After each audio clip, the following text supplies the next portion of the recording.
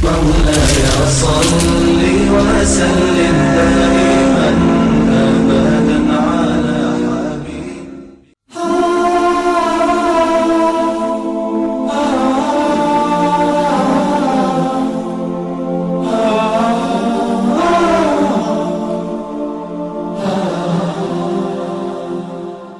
Bismillahirrahmanirrahim. Assalamualaikum warahmatullahi wabarakatuh. Alhamdulillahirabbil alamin. Wassalatu wassalamu ala asyrafil anbiya'i wal mursalin sayyidina Muhammadin wa ala alihi wa sahbihi ajma'in. Faqala Allah ta'ala fi kitabihil karim ba'da a'udzu billahi minasyaitonir rajim. Ya ayyuhalladzina amanu taqullaha haqqa tuqatih wa la tamutunna illa wa antum muslimun. Hadirin jamaah kaum muslimin dan muslimat rahimakumullah. Alhamdulillah pada pagi siang hari ini Allah pertemukan kita dalam majelis ilmu. Mudah-mudahan majelis ini termasuk yang diberkahi Allah Subhanahu wa taala. Mudah-mudahan para malaikat turut hadir mendoakan ampunan Allah untuk kita semua yang hadir menuntut ilmu semata mengejar ridha Allah taala. Dan salawat salam sejahtera kita doakan semoga selalu tercurah kepada manusia pilihan, imamul muttaqin, pemimpin orang-orang bertakwa, sekaligus qaidil mujahidin, panglima para mujahid yang sejati, Nabiullah Muhammad sallallahu alaihi wasallam, keluarga, sahabat dan para pengikutnya yang setia hingga akhir zaman. Saudara sekalian rahimakumullah, hari ini kajian kita adalah kajian akhir zaman, ya. Dan pada kesempatan kali ini tema yang kita angkat adalah asyra ayat. Asyra artinya 10, sedangkan ayat artinya tanda-tanda, ya. Dan tanda-tanda yang dimaksud di sini adalah tanda-tanda kiamat, dan lebih khusus lagi tanda-tanda besar kiamat, ya. Karena tanda-tanda kiamat itu terbagi dua. Ya, para ulama mengatakan ada dua jenis tanda-tanda akhir zaman atau tanda-tanda kiamat. Ada yang disebut alamatus sughra, tanda-tanda kecil, dan ada yang disebut alamatul kubra, tanda-tanda besar, ya. Nah, sebelum kita masuk kepada pembahasan, perlu saya mukaddimahi bahwa kajian akhir zaman merupakan kajian yang sangat penting, namun tidak banyak pihak yang memperhatikannya. Ya, padahal ilmu ini merupakan ilmu warisan dari Nabi kita Muhammad sallallahu alaihi wasallam, ya. Para ahli kitab Yahudi dan Nasrani, mereka juga punya ilmu sejenis ini, ya. Mereka menyebutnya eschatology, ilmu masa depan, ya. Tapi sudah barang tentu ilmu yang kita miliki tentang akhir zaman berbeda dengan ilmu yang mereka miliki. Karena apa? Karena sumber ilmu kita itu dari sumber-sumber yang bisa dipertanggungjawabkan. Sedangkan sumber ilmu mereka, jangankan menurut pemikir-pemikir mereka, bahkan berdasarkan kitab suci yang mereka akui merupakan kitabullah, dan kita pun mengakui itu kitabullah, tetapi keasliannya sudah tidak terjamin, ya. Jadi kaum Yahudi Nasrani, mereka juga menerima kitab dari Allah, namanya Taurat, namanya Injil, ya kan? Tetapi bukti-bukti sejarah menunjukkan bahwa kitab tersebut sudah tidak asli sebagaimana awal disampaikan kepada nabi-nabi Allah, Nabi Musa alaihissalam dan Nabi Isa alaihissalam. Sedangkan kitab kita, Al-Quranul Karim, sampai hari ini masih terpelihara dan dijamin oleh Allah akan terus terpelihara. Sebagaimana firman Allah dalam surat Al-Hijr ayat ke-9, inna nahnu nazzalna dzikra wa inna lahu lahafidhun. Sesungguhnya kamilah yang menurunkan wahyu Al-Quran, dan sesungguhnya kamilah yang akan memelihara keasliannya, ya. Jadi sumber kita jelas sumber yang bisa dipertanggungjawabkan. Kalaupun ada sumber-sumber kita selain daripada Al-Quran, yaitu sumber dari hadis asy-syarifah, dari hadis-hadis yang mulia dari Nabi Muhammad SAW, yang para ulama kita sudah melakukan penyusunan metodologi penseleksiannya sedemikian rupa sehingga kita bisa membedakan mana hadis yang sahih, mana yang hasan, mana yang dhaif, bahkan mana yang maudhu, yang palsu, ya. Alhamdulillah, kita. Kalaupun ada sumber-sumber lain, yaitu dari asar-asar para sahabat atau asar para tabi'in, yang itu juga ada metodologi penseleksiannya yang dilakukan oleh para ahli hadis kita, para ulama hadis kita. Alhamdulillah ya. Jadi ilmu akhir zaman yang kita miliki jauh berbeda dengan ilmu eskatologi yang orang-orang ahli kitab klaim mereka juga miliki pengetahuan tentang masa depan, begitu. Nah, saudara sekalian rahimakumullah, tanda-tanda kiamat atau tanda-tanda akhir zaman terbagi dua, ada yang kecil, ada yang besar ya. Tanda-tanda kecil jumlahnya sangat banyak dan diawali dengan tanda yang paling pertama, yaitu diutusnya Nabi Muhammad sallallahu alaihi wasallam. Jadi sebagaimana kita ketahui dalam surat Al-Ahzab, Allah menyebut Nabi kita dengan julukan Khataman Nabiyyin, penutup rangkaian para Nabi. Artinya setelah beliau tidak akan ada lagi Nabi datang membawa syariat baru. Beliau adalah Nabi terakhir ya. Dan karenanya Nabi kita ini juga mendapat julukan Nabi akhir zaman ya. Artinya apa? Artinya semenjak beliau diutus, dunia memasuki lembaran sejarah yang disebut akhir zaman. Dan kita selaku umatnya, umat Muhammad SAW, kita pun mendapat julukan umat akhir zaman. Apa artinya kita ini umat akhir zaman? It means that we are the last of mankind. Kita ini ujung terakhir dari perjalanan umat manusia. Sesudah kita nggak ada umat manusia lagi, Pak. Karena apa? Dunia berakhir. Dan alhamdulillah ada sebuah hadis yang menggembirakan, di mana Nabi kita menyatakan, kalian merupakan ummatun marhumah, umat yang dirahmati Allah. Karena kalian datang paling akhir ke dunia, tetapi kalian yang paling awal dihisab kelak nanti di hari berbangkit. Subhanallah ya. Betapa bersyukurnya kita menjadi umat Muhammad sallallahu alaihi wasallam. Baik, nah jadi tanda-tanda kecil ini diawali dengan diutusnya Nabi Muhammad SAW sebagai tanda yang paling pertama. Karenanya kalau Anda membuka semua kitab para ulama kita mengenai tanda-tanda kiamat, pasti mereka menyebutkan tanda yang paling pertama adalah diutusnya Nabi Muhammad sallallahu alaihi wasallam. Nah, tanda-tanda kecil ini jumlahnya sangat banyak dan umumnya datang lebih dahulu dibandingkan apa? Dibandingkan tanda-tanda besar. Kalau tanda-tanda besar datang belakangan ketika kiamat sudah dekat sekali akan terjadi dan secara jumlah terbatas, yaitu hanya 10 saja tanda-tanda besar itu ya. Terus ciri yang kedua dari tanda-tanda besar adalah bila satu tanda besar sudah muncul, maka tanda-tanda besar lainnya akan bermunculan dengan cepat. Seperti biji-biji marjan yang ada lubang di tengahnya, kemudian dimasukkan benang ke dalamnya, terus diikat, disimpul di bawahnya. Diam 10 biji ini. Tapi begitu simpulnya dibuka atau digunting, maka biji pertama jatuh akan diikuti dengan biji kedua, ketiga sampai ke 10 dengan cepat ya. Itulah gambaran tanda-tanda besar yang 10 itu. Yang ketiga, tanda besar juga mempunyai ciri yang khas, yaitu semua tanda besar bersifat extraordinary, luar biasa, spektakuler ya.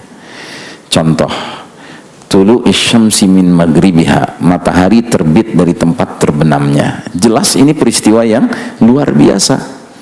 Manusia akan terkejut pada hari itu ketika mereka menyaksikan pagi harinya matahari tidak terbit seperti biasanya di timur, tapi terbitnya di barat ya. Itu mengejutkan sekali, peristiwa yang luar biasa. Atau contoh lain, dabbatul ard, binatang melata keluar dari perut bumi, yang di dalam Al-Quran disebutkan bahwa binatang ini bahkan akan berkomunikasi dengan manusia. Dan binatang ini punya tugas memberi tanda siapa orang beriman, siapa orang kafir ya. Kalau binatang ini berjumpa dengan orang beriman, maka orang beriman itu dibuat cemerlang wajahnya. Kalau dia berjumpa dengan orang kafir itu dikasih stempel di hidungnya. Sehingga kata Nabi kita, bila hewan ini sudah keluar dari perut bumi, umatku makan di satu meja makan, tahu dengan calon penghuni surgakah atau dengan calon penghuni nerakakah, dari tampilan di wajahnya itu gitu ya. Jadi semua tanda-tanda besar itu bersifat spektakuler ya. Baik, nah jadi saudaraku rahimakumullah, dalam sebuah hadis sahabat Umar bin Khattab radhiyallahu anhu menyampaikan riwayat sebagai berikut.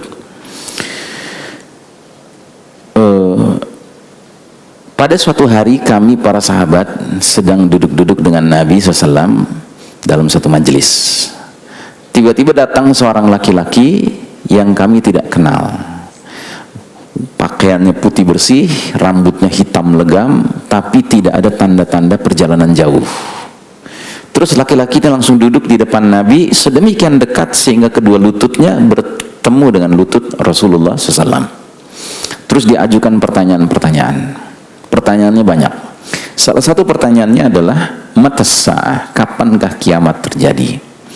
Nabi kita menjawab, mal mas'ulu anha bi'a'lama minas sa'il. Orang yang ditanya tidak lebih tahu daripada orang yang bertanya. Tapi dikejar terus sama dia. Dia tanya lagi, wa ma amaratiha, apa tanda-tanda kiamat itu sudah dekat? Nah, dalam hal ini Nabi menjawab sebagai berikut. Kata Nabi, wa antaral hufatal uratal 'alata ri'a asya'i yatatawaluna fil bunyan. Kiamat itu sudah dekat apabila kamu melihat orang yang tidak beralas kaki alias nyeker, telanjang dada, miskin, penggembala domba atau kambing, namun berlomba dalam membangun gedung-gedung tinggi. Di hadis yang lain, ketika Abu Hurairah mendengar hal ini langsung bertanya, ya Rasulullah, siapa orang-orang dengan ciri-ciri seperti itu? Kata Nabi, humul Arab, mereka bangsa Arab. Ya. Terus laki-laki ini berdiri meninggalkan majelis Nabi dan para sahabat.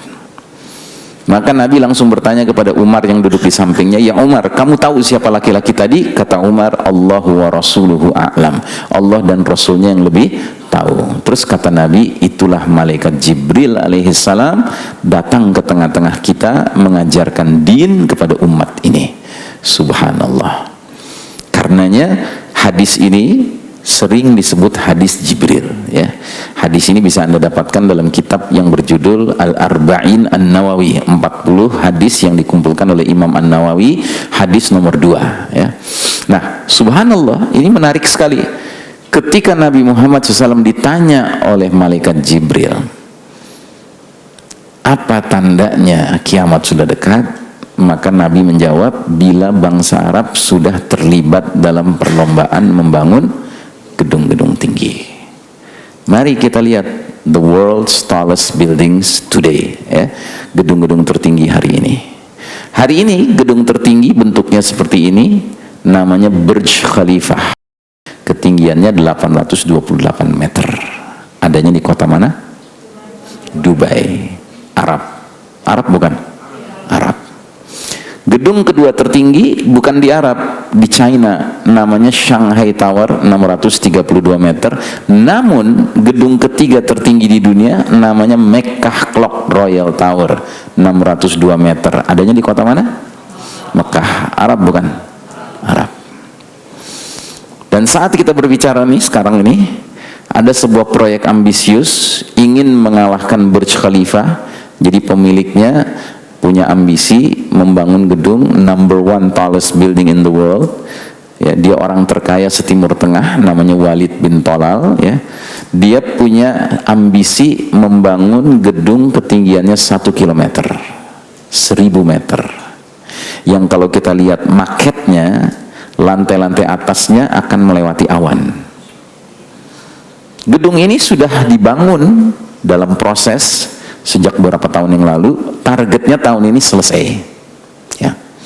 Dan Anda bisa buka di di internet. Anda buka dengan judul Kingdom Tower Jeddah. Ini di Jeddah adanya.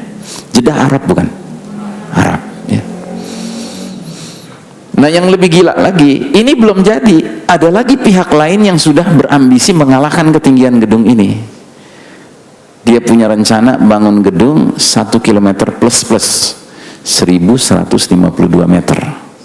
Belum disebut namanya, tapi lokasinya sudah ditentukan, yaitu di Basrah, Irak Selatan. Arab bukan? Arab.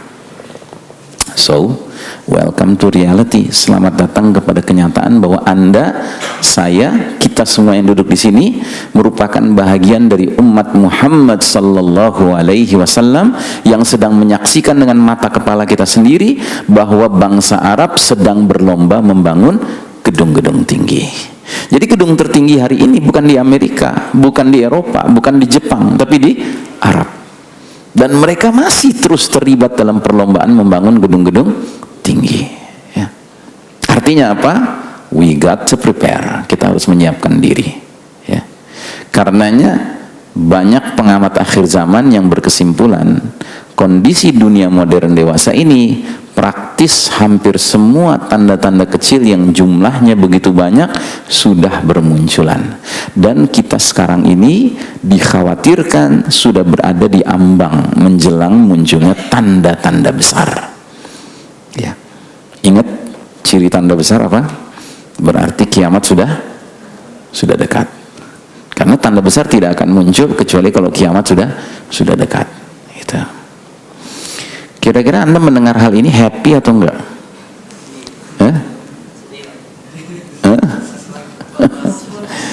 Jawaban yang terbagus adalah biasa-biasa aja, Ustaz. Nah, itu.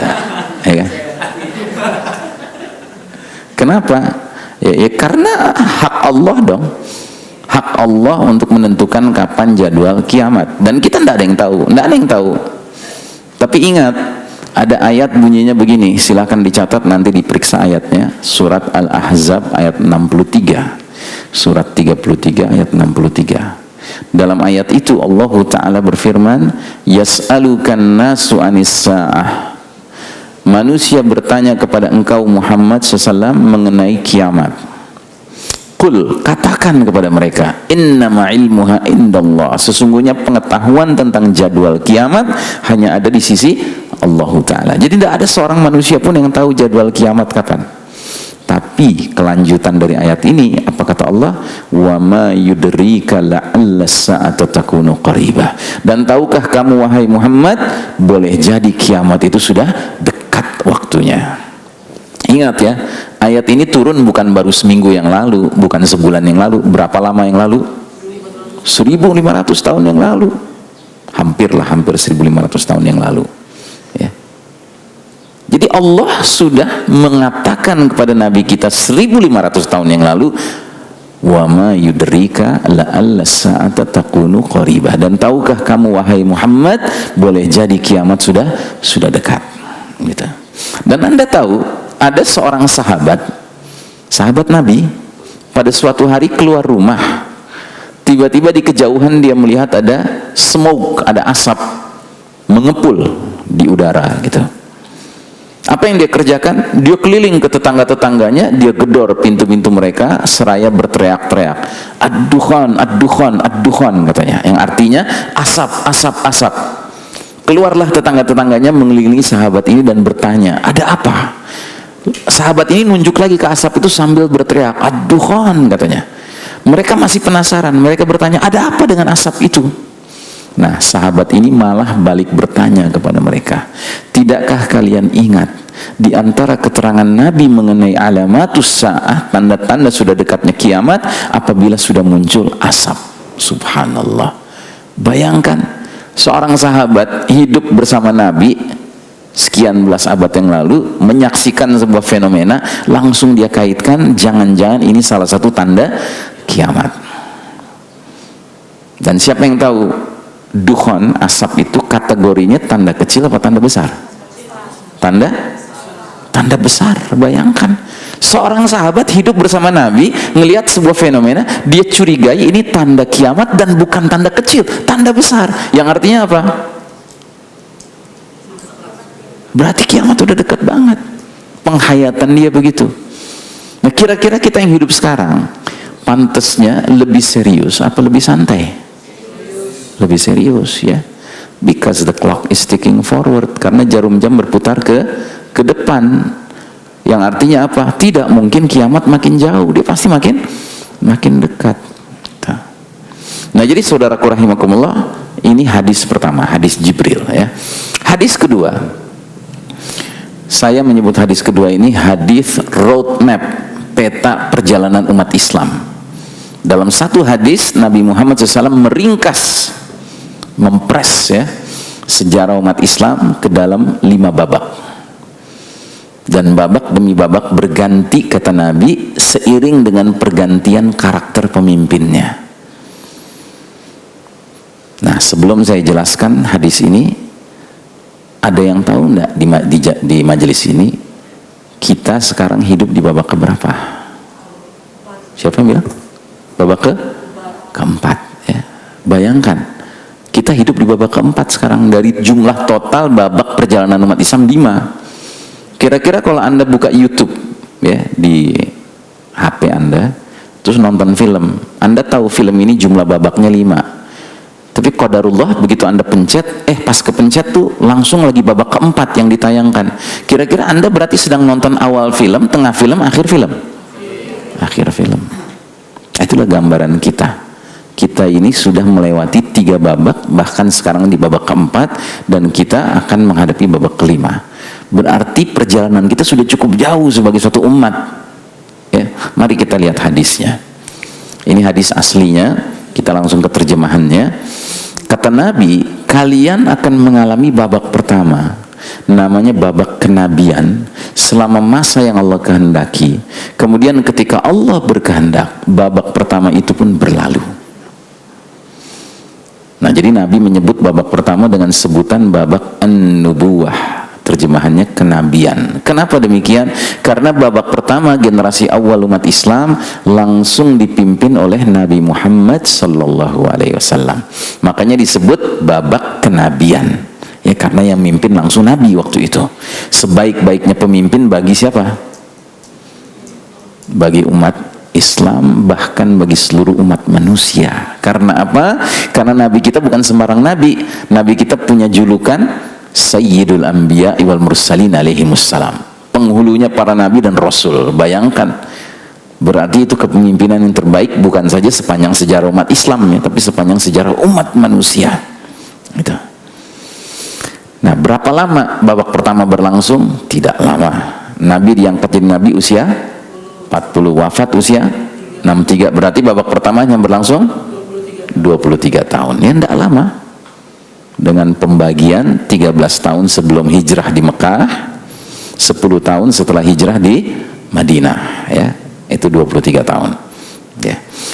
Setelah itu kata Nabi, datang babak kedua.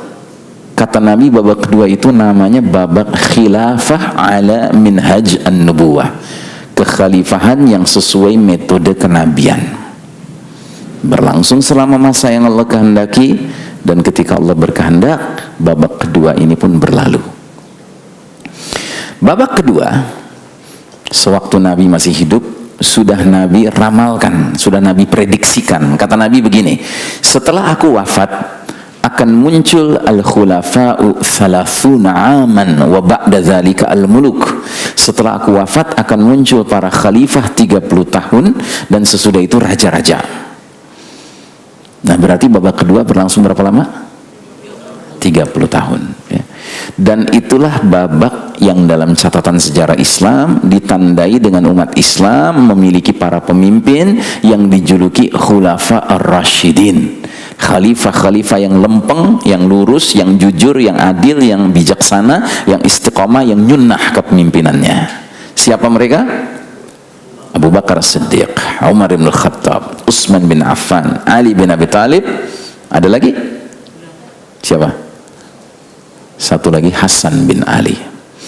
Biasanya Hasan bin Ali nggak disebut-sebut, yang biasa disebut hanya 4 ini. Tapi saya memasukkannya. Karena apa? Karena kalau kita jumlah masa kepemimpinan Abu Bakar, Umar, Utsman dan Ali, 30 tahun kurang 7 bulan. Sementara Hasan menggantikan Ali persis memimpin 7 bulan. Berarti menggenapkan menjadi 30 tahun. Berarti dia masuk. Tapi kenapa dia jarang disebut? Karena kepemimpinannya terlalu singkat, tidak sampai setahun ya. Nah, jadi 5 sahabat utama ini yang dijanjikan surga semuanya, mereka inilah yang mengisi babak kedua, babak khilafah ala minhaj an-nubuwah, kekhalifahan yang sesuai dengan metode kenabian dalam kepemimpinannya. Dan mereka bukan sembarang sahabat ya, mereka spesial semua nih. Abu Bakar Umar mertua Nabi, Utsman Ali menantu Nabi, sedangkan Hasan apanya Nabi? Cucunya Nabi. Dan qadarullah, menurut keyakinan kita Ahlus Sunnah wal Jamaah ya, turunan kesekian dari Al-Mahdi, dari Hasan bin Ali inilah akan lahirnya Al-Mahdi. Al-Mahdi itu siapa? Al-Mahdi itu seorang laki-laki yang ditunjuk Allah untuk memainkan peranan sebagai Amirul Mukminin fi akhir zaman, pemimpinnya orang beriman di akhir zaman. Ya, dia akan mengajak kita keluar dari kezoliman dunia menuju keadilan dunia. Gitu. Aku rahimakumullah, babak kedua sudah berlalu, hanya berlangsung 30 tahun. Terus datang babak ketiga. Nabi menyebutnya sebagai babak mulkan abdan, raja-raja yang menggigit. Nah, babak ketiga dalam sejarah Islam, catatan sejarah Islam, adalah babak kepemimpinan para khalifah-khalifah. Namanya tetap khalifah, gelarnya. Sistemnya juga masih khilafah. Ya, yang ciri khas sistem khilafah itu apa? Quran dan Sunnah dijadikan satu-satunya sumber hukum. Itu ciri khas dari khilafah. Ya.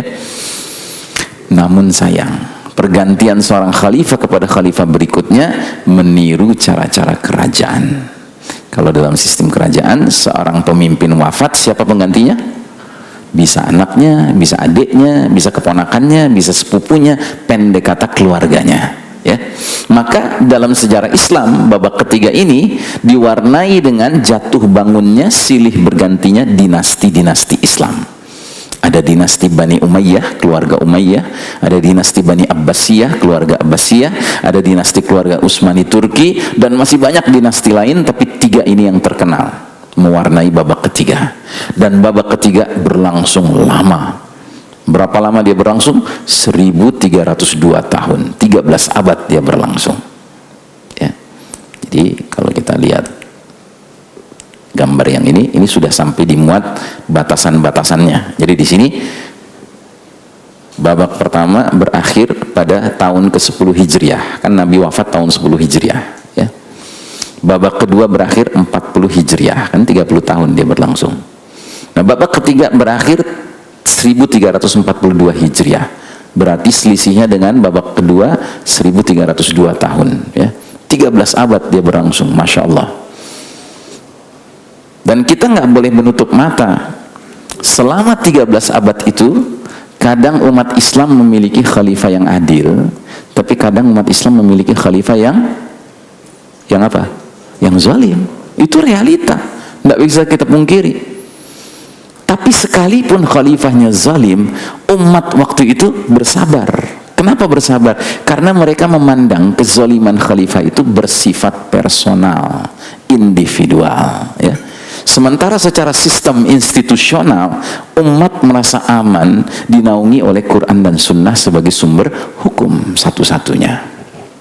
Ngerti? Ya. Jadi kalaupun umat geram dengan khalifah yang zalimnya, mereka punya tempat penyaluran kemana? Ke para ulama.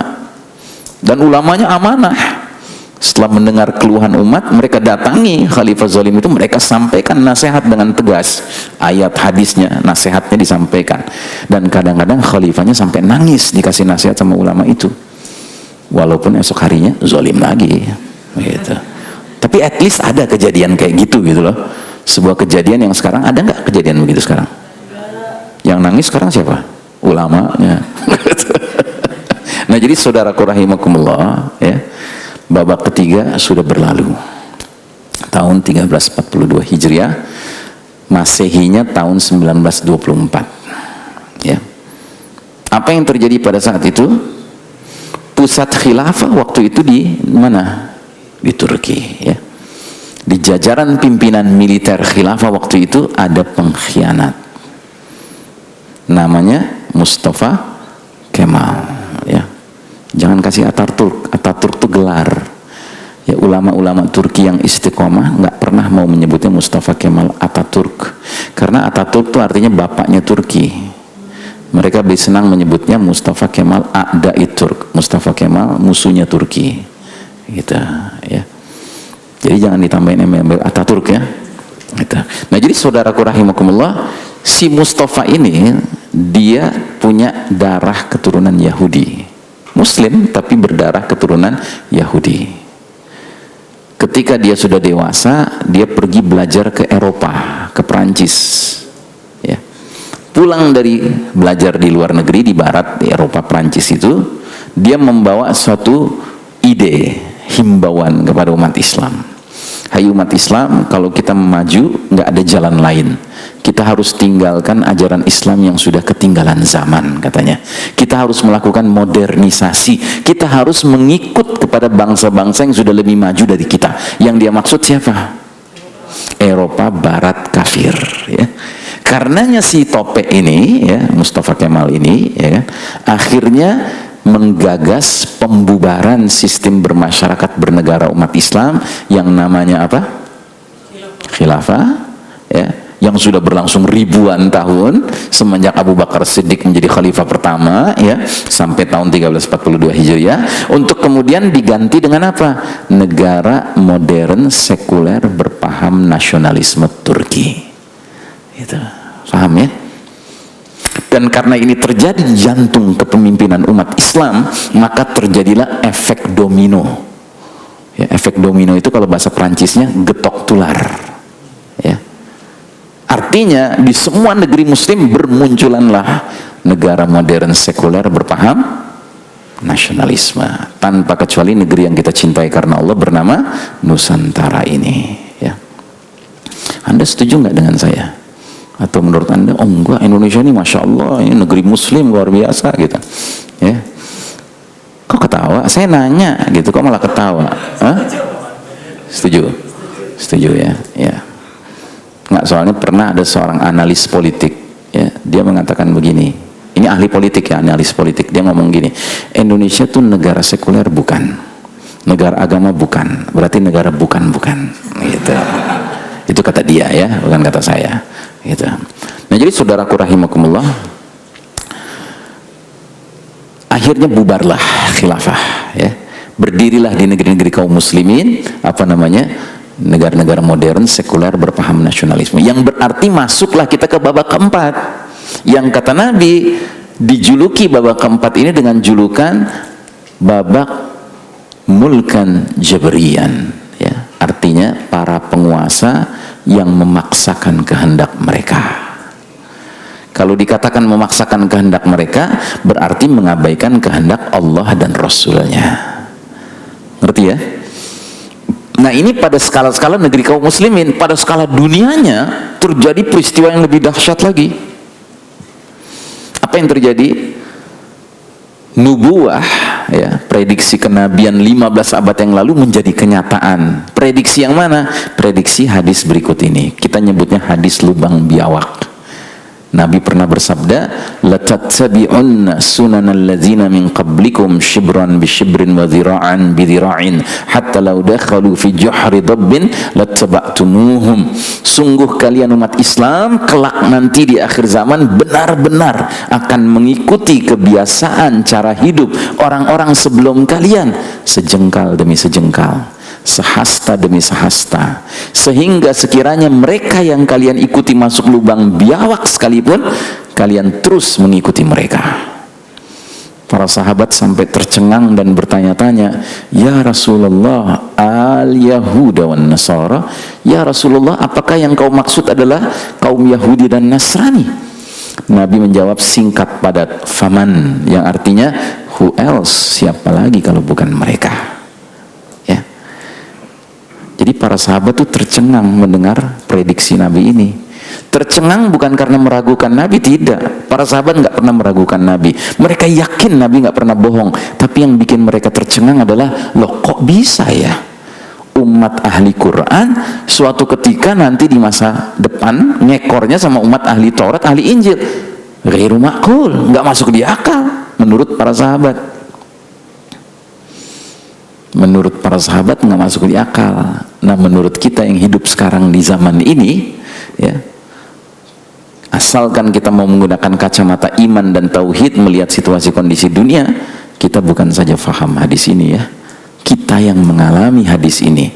Jadi istilahnya, begitu kita meninggalkan babak ketiga, masuk babak keempat, ya, Allah Ta'ala mencabut hak kepemimpinan dunia dari tangan Islam dan kaum muslimin yang sudah berlangsung ribuan tahun, untuk kemudian Allah pindahkan ke tangan orang lain. Dalam hal ini Barat, Eropa, Amerika, yang tidak lain adalah the Judeo-Christian Society, masyarakat Yahudi Nasrani. Karenanya hari ini Anda mencari seorang mengaku muslim ke barat-baratan, ke Yahudi-Yahudian, ke Nasrani-Nasranian, sulit apa gampang? Gampang, ya. Saking gampangnya kadang-kadang kita harus khawatir kalau lagi nyisir di depan kaca, dia termasuk juga. Gitu. Karena apa? Karena hebatnya penetrasi, ya, the secularistic materialistic civilization of the Judeo-Christian society. Ya, peradaban sekularistik materialistik karya masyarakat Yahudi Nasrani hari ini, gitu. Paham ya? Nah, jadi kita bisa menyimpulkan bahwa kita yang hidup di babak keempat sekarang ini, we are living in the darkest chapter of the Islamic history. Ini babak paling kelam dalam sejarah umat Islam. Belum pernah kita mengalami babak lebih kelam dari babak kita sekarang ini. Anda sadar nggak bahwa tiap hari kita wajib sholat berapa kali? 5 kali. Di dalam sholat itu ada sebuah surah yang kalau kita nggak baca nggak sah sholat kita. Surah apa namanya? Al-Fatihah. Di dalam surat Al-Fatihah ada berapa doa yang kita minta? 1. Cuman 1 yang kita minta doanya. Apa itu? Ihdinas siratal mustaqim. Tunjuki kami jalan yang lurus. Terus Allah ngajarin kita jalan yang lurus itu jalan yang mana? Siratal ladzina an'amta alaihim, jalannya orang-orang yang mendapat nikmat karena menempuhnya. Ya. Ini diterangkan di mana? Di surat An-Nisa 69. Itu diterangkan lagi siapa mereka yang dapat nikmat menempuh jalan yang lurus. An-Nabiyyin, para nabi, As-Siddiqin, orang-orang yang benar, ya, jujur, nggak pernah bohong, gitu kan. Syuhada, orang-orang yang rela mati syahid di medan jihad fisabilillah, terbunuh oleh musuh-musuh Allah, dan As-Salihin. Ya, ini orang-orang yang dikatakan alladzina an'amta alaihim, ya, yang menempuh jalan yang lurus.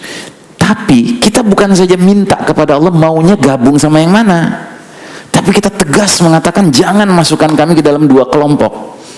Ghairil maghdubi alaihim waladdallin. Jangan masukkan kami ke dalam golongan orang yang kau murkai. Al-maghdubi alaihim itu artinya yang dimurkai Allah, dan dalin, orang-orang yang tersesat. Seorang sahabat namanya Adi bin Hatim radhiyallahu an pernah bertanya kepada Nabi kita, ya Rasulullah, man humul maghdubi alaihim, siapa sih yang dimurkai Allah itu dalam surat Al-Fatihah? Kata Nabi, humul Yahud, mereka bangsa Yahudi. Man humud dalun, siapa yang tersesat itu ya Rasulullah? Kata Nabi, humun Nasara, mereka Nasrani.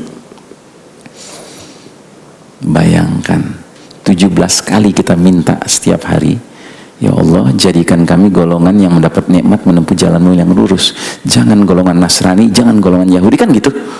Tapi kita Allah hidup di zaman di mana Allah izinkan Yahudi Nasrani mimpin dunia hari ini. Berarti dahsyat nggak ujian yang kita alami sekarang? Ya dahsyat. Sekaligus menjadi masuk di akal kan? Kenapa sekarang banyak Muslim ke Yahudi-Yahudian, ke Nasrani-Nasranian? Padahal tiap hari dalam sholatnya mintanya jangan masukkan aku dalam golongan Yahudi atau Nasrani. Tapi rupanya mereka doa sih doa, tapi kelakuan beda lagi. Karena apa? Karena mereka nggak bisa bertahan menghadapi penetrasi Yahudi Nasrani ini. Nah, jadi saudaraku rahimakumullah, sekali lagi saya tegaskan, we are living in the darkest chapter of the Islamic history. Inilah babak paling kelam dalam sejarah umat Islam. Inilah babak di mana Allah Ta'ala menguji umat Islam dengan kekalahan, sedangkan kaum kafir diizinkan memimpin dunia. Ya. Jadi inilah babak di mana kita harus ngaku kita sedang babak belur. Ya. Itu realitas Bapak dan Ibu, saudara-saudaraku rahimakumullah. Dan realitas ini sudah Allah jelaskan dalam Al-Quran. Di mana Ustaz diterangkan kayak gitu? Ada. Lihat ini. Catat baik-baik. Surat Ali Imran 140. Allah sudah jelaskan bahwa kita bisa jadi mengalami keruntuhan, kekalahan. Allah berfirman, wa tilkal ayyamu nudawiluha bainan nas. Demikianlah hari demi hari masa kejayaan dan keruntuhan itu kami pergilirkan di antara manusia agar mereka bisa mengambil pelajaran. Jadi janganlah kita sebagai orang beriman, sebagai muslim, terus memaksa, menuntut kepada Allah supaya kita ini menang terus. Nggak ada ceritanya, Pak. Dunia bukan tempat untuk menang terus, Pak. Dunia tempat segala sesuatu silih berganti. Jangankan skala umat yang begitu luas ya, skala pribadi saja, Anda emangnya terus-terusan sehat? Kan enggak, kadang sehat, kadang sakit, kadang lapang, kadang sempit, kadang senang, kadang susah, kadang beruntung, kadang rugi, kadang menang, kadang kalah. Itulah dunia. Terus ketika Anda sudah sadar Anda sedang menjalani era kekalahan sekarang ini, terus Anda memaksakan jadwal kemenangan, begitu. Kan jadwal kemenangan bukan di tangan kita, di tangan siapa? Di tangan Allah. Yang penting setelah kita tahu kita sedang kalah ya, mental kita nggak boleh kalah, itu yang penting. Mental kalah itu maksudnya apa? Maksudnya kita menjadi seperti banyak muslim hari ini yang masuk lubang biawak, yang saking nggak tahannya dalam kekalahan akhirnya menggunakan kaedah orang kafir. Bunyinya begini, if you can't beat them, you join them. Kalau kita nggak bisa ngalahin mereka, kita gabung aja sama mereka. Maksudnya gabung itu apa? Kita pelajari kesuksesan Barat, terus akhirnya ngambil kesimpulan yang konyol. Oh, Barat jadi maju karena ekonominya pakai riba, berarti kita mau nggak mau harus pakai riba.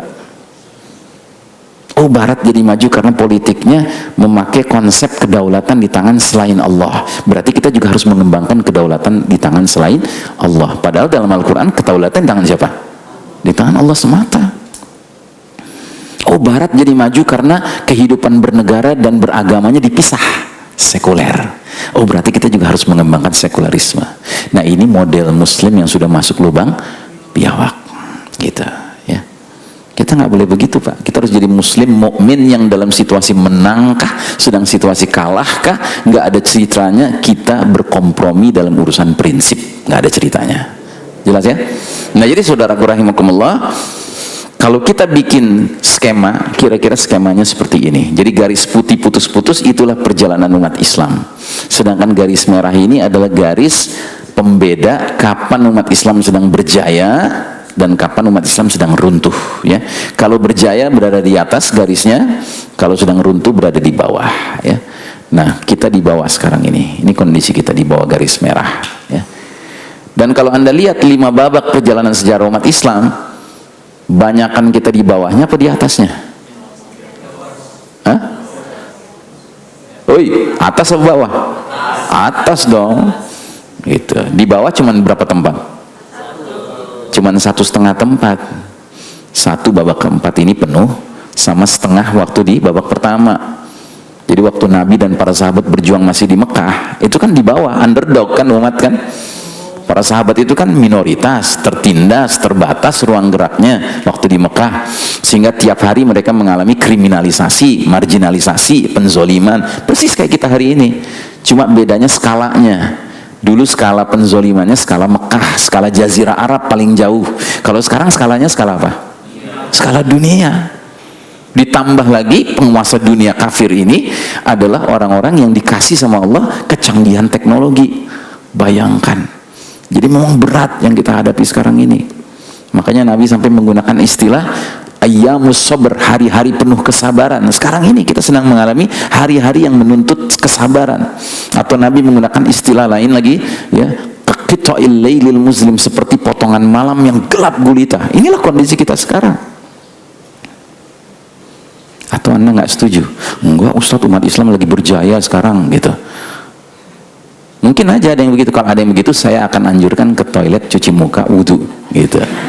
Wake up, stop dreaming gitu ya kan. Bukan umat Islam yang lagi berjaya sekarang ya, umat kafir yang lagi berjaya sekarang ya. Nah, jadi saudaraku rahimakumullah, begitu kita meninggalkan babak ketiga yang berarti rumah kita runtuh, padahal rumah itu berdiri ribuan tahun ya. Rumahnya namanya apa tadi? Nah, itu ya, itu rumah kita. Dan ingat ya, ini rumah dapat IMB loh dari Allah. Dapat IMB dari Allah. Karena apa? Karena itu yang dicontohkan para khulafa rasyidin. Sedangkan Nabi pernah mengatakan, kalau aku sudah berlalu, hendaknya kalian berpegang teguh kepada sunnahku dan sunnah al-khulafa ar-rasyidin al-mahdiyin min ba'di. Ya, jadi ini rumah yang berlangsung ribuan tahun. Ini rumah nggak sembarang rumah, Pak. Ini rumah legal di mata Allah Subhanahu wa taala. Ada IMB-nya dari Allah. Nah, begitu kita masuk babak keempat, rumah kita runtuh. Ya. Sehingga kita menjadi laksana gelandangan-gelandangan yang kehilangan rumah. Ya namanya gelandangan tetap manusia kan, pengen hidup normal kan. Baik, nah jadi saudaraku rahimakumullah, alhamdulillah hadisnya nggak berhenti di babak keempat. Kata Nabi babak keempat ini nasibnya bakal sama seperti babak pertama, babak kedua, dan babak ketiga. Apa itu? Berlangsung selama masa yang Allah kehendaki, dan ketika Allah berkehendak babak keempat ini pun bakal berlalu. Jadi babak keempat ini bakal ada expire date-nya ya. Jangan putus asa, percayalah itu. Terus kata Nabi akan datang babak terakhir, babak kelima. Namanya apa? Tsumma takunu khilafatan ala minhajin nubuwah. Akan tegak kembali ke khalifahan mengikuti metode kenabian dalam hal kepemimpinannya. Tsumma sakata, terus Nabi diam. Artinya apa? Sampai disitulah ujung akhir perjalanan umat Islam ya. Berarti ujung terakhir perjalanan umat Islam husnul khatimah apa su'ul khatimah? Husnul khatimah, Masya Allah ya. Kita akan berjaya kembali di babak kelima, akan tegak kembali ya masa kejayaan kita. Tapi tolong diingat, perpindahan dari babak keempat ke babak kelima tidak mungkin seperti jalan-jalan di taman bunga. Nggak mungkin sambil gitar-gitar nyanyi-nyanyi, itu nggak mungkin ya. Mau tidak mau perpindahan kita dari babak keempat menuju babak kelima melewati masa transisi penuh ujian, bahkan diiringi munculnya 10 tanda besar. Ngerti? Ya. Nah, disinilah kita masuk ke dalam pembahasan 10 tanda besar itu. Dalam hadis riwayat Muslim, sahih hadisnya, Nabi menyebutkan ke-10 tanda itu sekaligus. Kata Nabi ke-10 tanda itu terdiri dari, ini bukan urutan ya, ini bukan kronologi, ini nominal, ini bukan ordinal ya. Nabi cuma menyebutkan saja satu persatu, tapi bukan urutannya seperti ini. Kata Nabi ada yang disebut dengan dukhon. Dukhon itu kabut asap menyelimuti planet kita ini selama 40 hari 40 malam. Terus ada Dajjal. Dajjal itu manusia yang ditakdirkan Allah menjadi azamul fitnah, menjadi ujian yang paling dahsyat sepanjang zaman. Dajjal ini tugasnya nanti menyesatkan manusia, mengajak manusia menyembah dirinya sebagai Rabb. Kemudian ada dabah, binatang melata yang sudah saya singgung tadi, yang tugasnya ngasih tanda siapa orang beriman, siapa orang kafir. Kemudian ada matahari terbit dari tempat terbenamnya ya. Kata Nabi dalam hadisnya, bila matahari sudah terbit dari tempat terbenamnya, maka pintu taubat sudah tertutup ya. Artinya kalau orang mau bertobat padahal matahari sudah keburu terbit dari barat, too late ya, terlambat.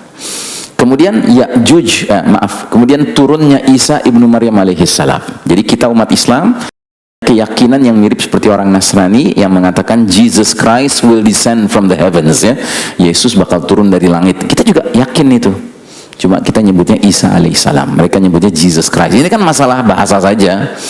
Kayak mereka nyebutnya Abraham, kita nyebutnya Ibrahim. Mereka nyebutnya David, kita nyebutnya Daud. Mereka nyebutnya Noah, kita nyebutnya Nuh, ya kan? Ini masalah bahasa saja, tapi sosoknya yang itu juga. Dan kita nanti akan lihat ketika Isa alaihissalam turun dari langit, siapa yang kecelek ya. Kita umat Islam nanti akan bersyukur kedatangan Isa alaihissalam, karena Isa alaihissalam akan menjalankan tugas sebagai Al-Masih, juru selamat. Isa alaihissalam membunuh Dajjal. Isa alaihissalam mengajak semua orang kafir termasuk ahli kitab Yahudi Nasrani bertaubat mengikuti agama Nabi akhir zaman, yaitu Al-Islam ya. Kemudian Ya'juj wa Ma'juj. Ya'juj wa Ma'juj kata Nabi adalah dua umat yang dikurung di balik sebuah dinding yang dibangun oleh seorang raja bijaksana ribuan tahun yang lalu bernama Zulkarnain. Dikisahkan dalam surat Al-Kahfi.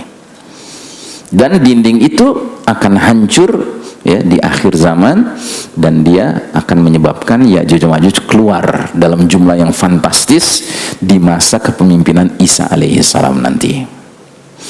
Nah, kemudian ada 3 pembenaman bumi, salah satu khusufin, 1 pembenaman bumi di timur, 1 pembenaman bumi di barat, dan 1 pembenaman bumi di semenanjung Arab ya.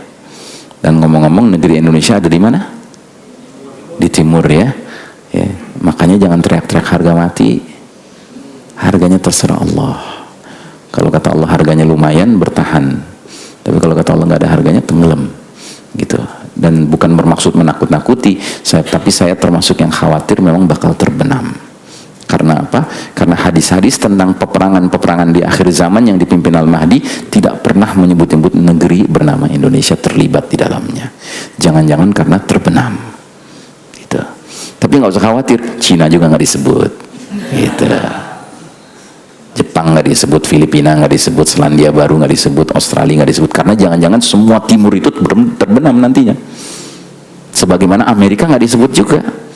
Karena jangan-jangan pembenaman di barat itu Amerika semua terbenam.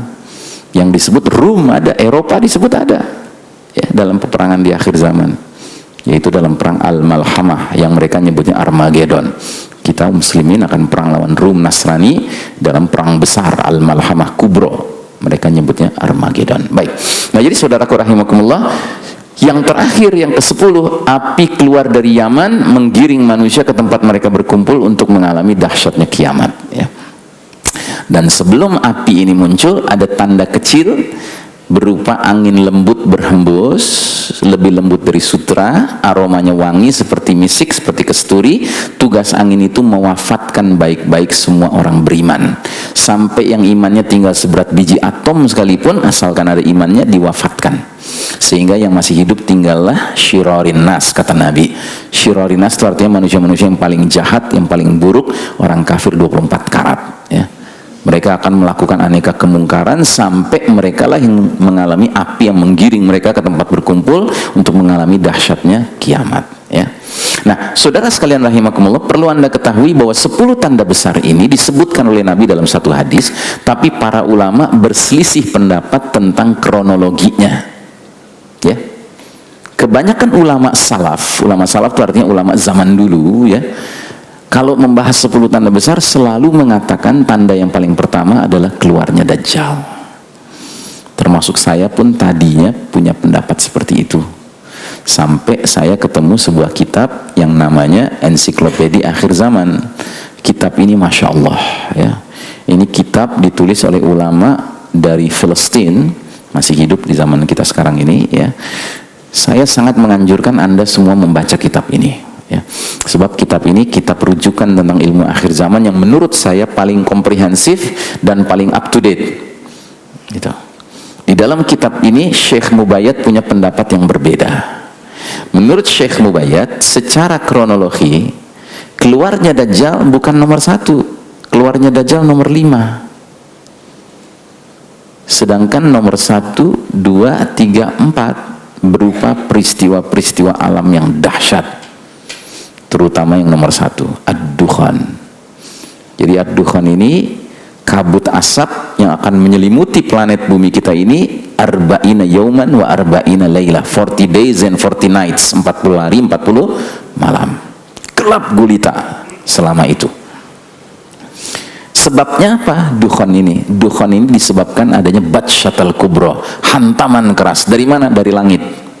Ya. Mari kita lihat ayatnya. Surat Ad-Dukhan, mulai dari ayat ke-10 Allah mengisyaratkannya. Allah berfirman, fartaqib yauma ta'tis sama'u bidukhanin mubin. Maka tunggulah hari ketika langit membawa kabut yang nyata. Kabut asap itu sama ya, dukhan, ya. Terus di ayat 11 kata Allah, yaghshan nas, kabut itu akan meliputi manusia. Bahkan di dalam hadisnya dikatakan menyelimuti seluruh wilayah timur, seluruh wilayah barat. Jadi planet bumi kita ini tertutupi oleh asap kabut, ya. Nah, selanjutnya yang mengerikan nih, kata Allah, hadza azabun alim. Inilah azab yang pedih, ya. Jadi tanda besar yang paling pertama menurut Al-Mubayyad itu bukan Dajjal, tapi azab yang pedih, dukhan, ya. Atas dasar apa dia berpendapat demikian? Atas dasar logika sederhana yang kita dapatkan sejak masih kecil. Kan waktu kita masih kecil sering dengar kisah-kisah umat-umat terdahulu, ya. Kisah nabi-nabi terdahulu. Biasanya suatu umat diazab Allah ketika berbuat apa? Zalim, maksiat, mungkar, kufur, syirik, gitu-gitu deh. Ya, tapi dengan catatan sampai ke derajat togo, melampaui batas, ya. Nah, sekarang saya tanya, perjalanan umat Islam total jumlah babaknya berapa? 5. Kita sekarang di babak keberapa? 4. Masih berapa babak yang kita akan jelang? 1. Ya, berarti kan sekarang tinggal 2 babak nih, babak keempat sama babak kelima, ya kan? Menurut Anda, kira-kira Allah mengazab itu pantasnya di babak keempat atau babak kelima? Kok pinter? Jadi babak keempat, babak mulkan Jabrian ini, para penguasa yang memaksakan kehendak ini merupakan peradaban di mana manusia mempertontonkan kesombongan, kemungkaran, kemaksiatan, kezaliman, kesyirikan, kekufuran yang luar biasa terhadap Allah penguasa jagat raya. Ketika Allah menilai bahwa peradaban ini telah melampaui batas togho, maka Allah yang maha pemberi balasan pasti akan menimpakan azab yang pedih berskala dunia. Gitu. Itulah sebabnya Al-Mubayyad berpendapat justru tanda besar pertama itu dukhan. Ulama dulu nggak mungkin bisa merumuskan itu, karena apa? Mereka nggak hidup di babak keempat, ya kan?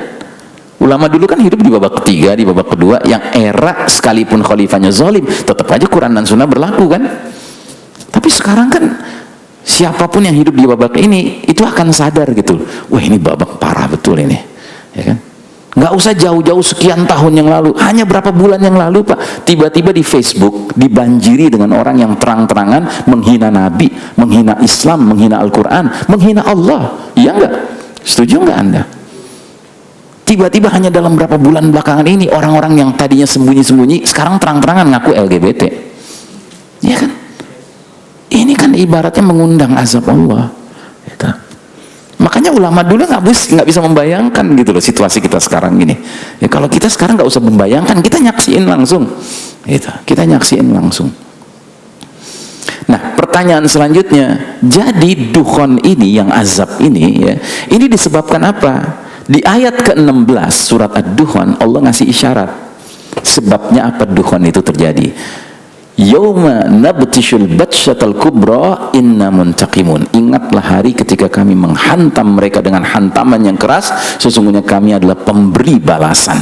Jadi dukhon itu disebabkan hantaman keras. Dari mana? Dari langit. Surat At-Tur 44. Wa iyyaraw kisfan minas sama'i saqitan yaqulu sahabum markum. Jika mereka menyaksikan bongkahan-bongkahan batu berjatuhan dari langit, niscaya mereka berkata itu adalah awan yang bertindih-tindih. Ya, jadi kalau istilah Al-Qur'annya bongkahan batu berjatuhan dari langit. Kalau istilah hadisnya bintang berekor jatuh.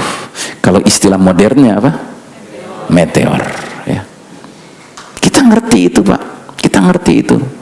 Dan Anda tahu, lembaga antariksa Amerika Serikat NASA yang kerjanya memantau jagat raya yang begini luas sudah mendeteksi ada meteor yang sangat besar on the way to the earth, dalam perjalanan ke planet kita ini, yang mereka khawatirkan kalau dia memasuki sebuah area di jagat ini yang bernama keyhole, lubang kunci, pasti dia akan nabrak planet kita ini.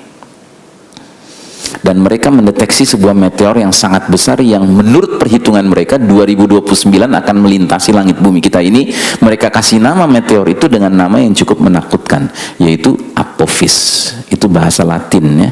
Bahasa Inggrisnya artinya the destroyer. Kenapa? Karena meteor ini besar sekali. Kalau dia menabrak langit kita, dia bertabrakan dengan atmosfer kan. Atmosfer kan perisai, dia kayak shield bagi planet kita ini. Sehingga meteor ini ya pecah. Tapi sekalipun dia pecah, akan ada bongkahan yang tetap besar lolos masuk. Yang mereka perkirakan gede bongkahan batu itu garis tengahnya 2 km. Bakal bergerak dengan kecepatan minimal 60.000 km per jam. Kalau dia menabrak daratan planet bumi kita ini, itu menimbulkan great collision, ya, tabrakan besar. Yang kekuatannya menurut teorinya itu 100.000 kali lipat minimal kekuatan dari bom atom yang pernah jatuh di Hiroshima atau Nagasaki. Sedangkan kita tahu Pak, kalau bom atom diledakkan timbul kabut kan, berbentuk cendawan, ya enggak? Nah ini juga begitu, cuma bedanya apa? Cendawannya nggak kenal berhenti meluas, terus meluas karena kekuatan yang begitu besar sampai menyelimuti planet bumi kita ini 40 hari 40 malam. Itulah peristiwa dukhon. Dan mereka, maksudnya mereka tuh orang kafir, Hollywood, sudah bikin ilustrasinya. Kenapa? Karena Hollywood sangat senang bikin film-film yang ide dasarnya dari Quran Sunnah tanpa pernah mau ngaku itu dari Quran dan Sunnah. They just want to make money, they just want to entertain. Sedangkan buat kita ini adalah sarana untuk tafakkur ya. Mari kita lihat ya ilustrasi yang mereka sudah buat.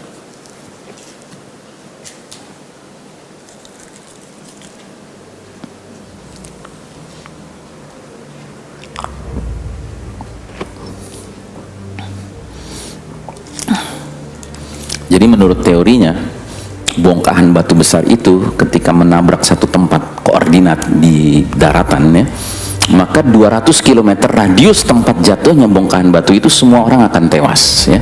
Downnya, nah begitu dia kena daratan, ini kayak gini ini sejauh 200 km radius ya, kayak gini, matilah orang.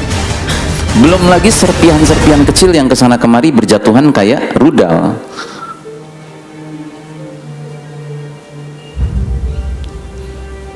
Dan mereka bikin ilustrasi itu lengkap Pak. Kalau jatuh di daratan seperti itu, kalau jatuh di lautan apa yang terjadi? Tsunami ya. Tapi tsunaminya kelasnya bukan kelas 7 meter, 15 meter, bukan puluhan meter, ratusan meter. Makanya terjadilah pembenaman bumi ya.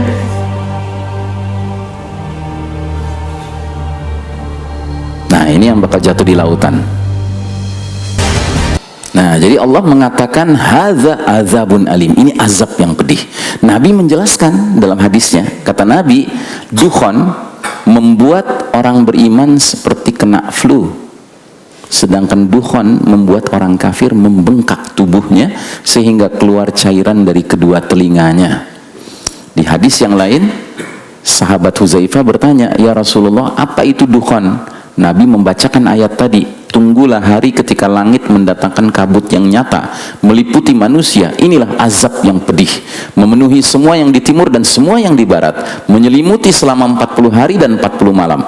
Adapun bagi orang beriman, dia terpapar sehingga dukhon itu menyebabkan semacam zakmah. Zakmah itu pilek atau flu. Sedangkan bagi orang kafir, dia akan seperti orang mabuk, keluar cairan dari lubang hidung, lubang telinga dan duburnya. Kalau kata Ibnu Umar, putranya Umar bin Khattab radhiyallahu anhuma, akan keluar dukhon, maka orang mukmin terkena imbasnya hingga seperti orang pilek. Sedangkan asap dukhon masuk ke telinga orang kafir dan munafik sehingga kepala mereka seperti kepala hewan terpanggang ya. Jadi dia disebut azab karena makhluk yang sama, dukhon, perlakuannya beda.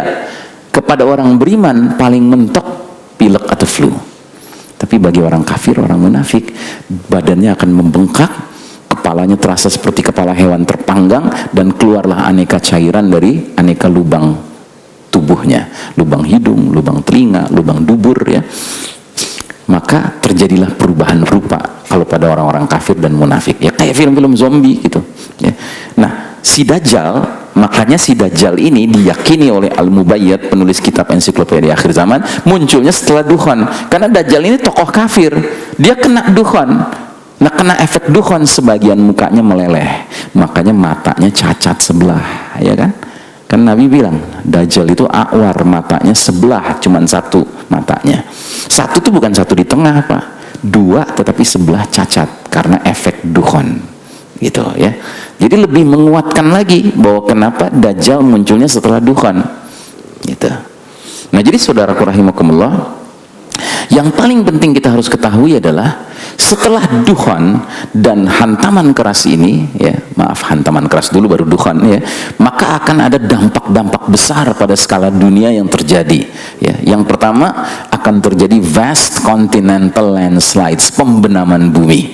Memang hadisnya begitu, pembenaman bumi di timur terjadi, pembenaman bumi di barat terjadi ya.